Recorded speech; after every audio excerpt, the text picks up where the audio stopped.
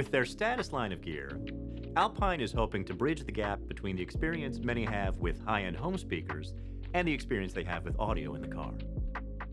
Hi, my name is Matt. I'm a car AV editor here at Crutchfield, and I'm here today to talk about Alpine's first ever line of status speakers.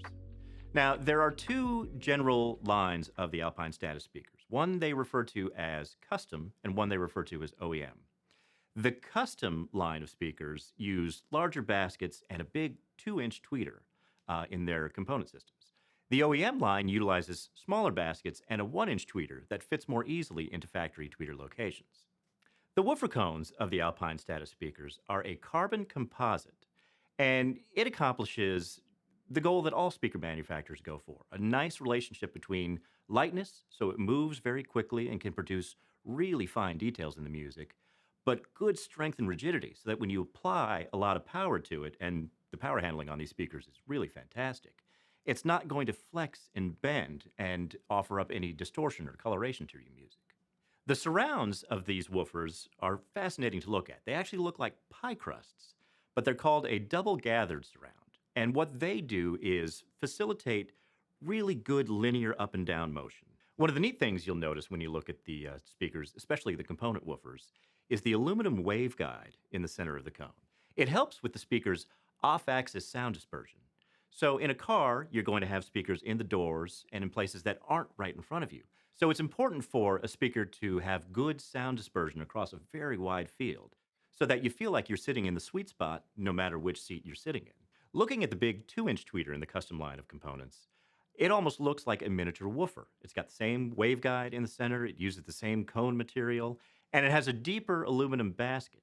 And all of this works together, again, for great accuracy, great sound dispersion, and excellent overall performance. And the last thing I'd like to point out with the component speakers is the crossovers that they use. The crossovers are a good size without being too large, so you'll find a place to put them in your vehicle. And they offer plenty of adjustability when it comes to the tweeter and woofer output.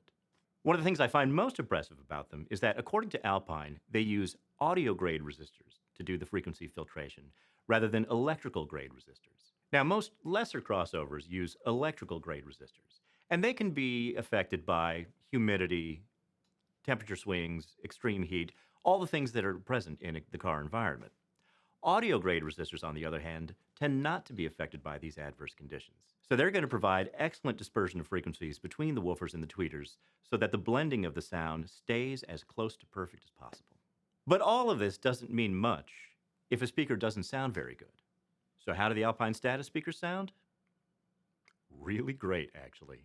When I first fired up these speakers, my jaw just about hit the floor. Alpine told us that one of their goals in creating these speakers was to produce effortless sound that is natural and clean and pure and sounds absolutely alive.